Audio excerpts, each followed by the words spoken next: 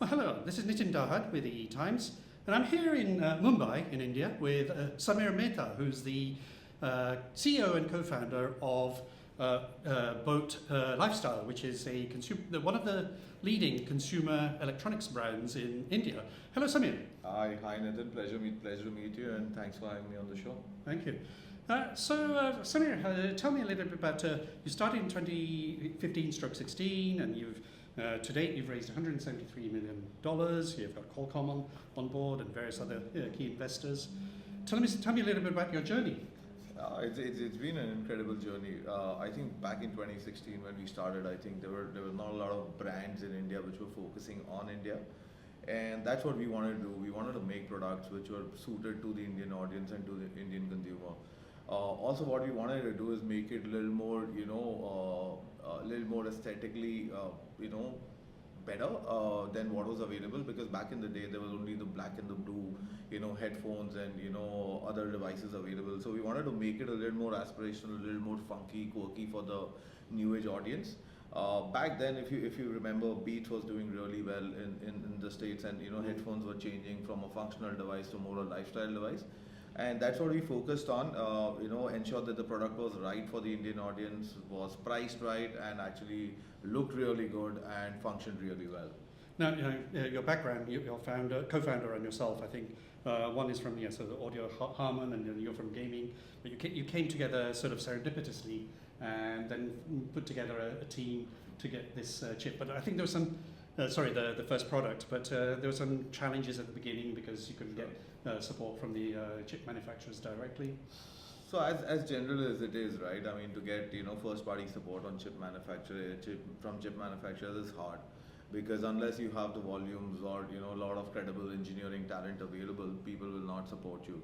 So yeah, the first 2-3 years were hard. We worked really hard with our ODM partners in China to make them understand what we wanted to create and what we wanted to actually make as a product.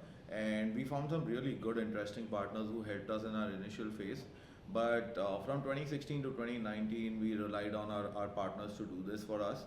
In 2020, we started our own R&D lab. We are about 120 people strong now. We have offices in Bangalore, we have offices in China and in Singapore. So a lot of the engineering talent is available in-house, and we are able to develop these platforms ourselves now. But yeah, back in the day, it was a tough journey. Now that we have scale, we have a lot of support from the best chip manufacturers. But yeah, back in the day, it was kind of hard. But it was good to find really good partners for us in China who helped us overcome the initial hiccup. And globally, over the last few years, supply chain is a big issue. So tell me a little bit about your flow, your sort of design to manufacturing flow. Was it all possible in India, or obviously you've got China in sort of at the ODM level, but what else?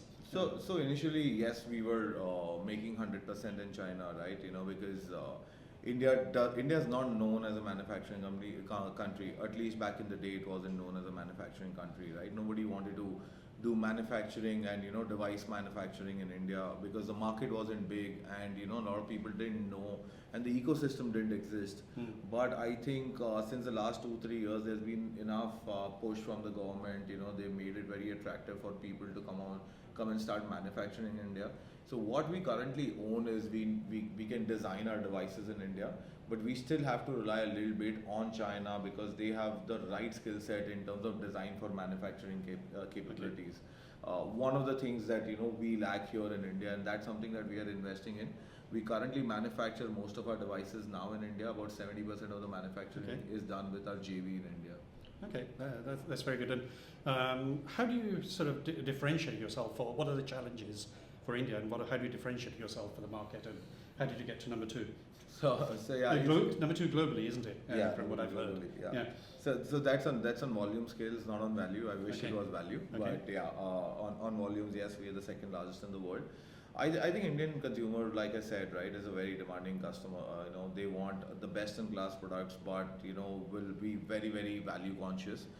So what we wanted to do is deliver the best in class performance, but at the same time make sure that the price for the product is right. And that's why we do a lot of the engineering in-house, and we do a lot of value engineering in-house, where we are able to deliver custom software over a low cost chip, which gives the same experience as one of the better brands. You know, any other good brand in the world would be able to offer something similar that we do. We believe that the engineering talent that we have within the company is the best across the world, if I were to say that.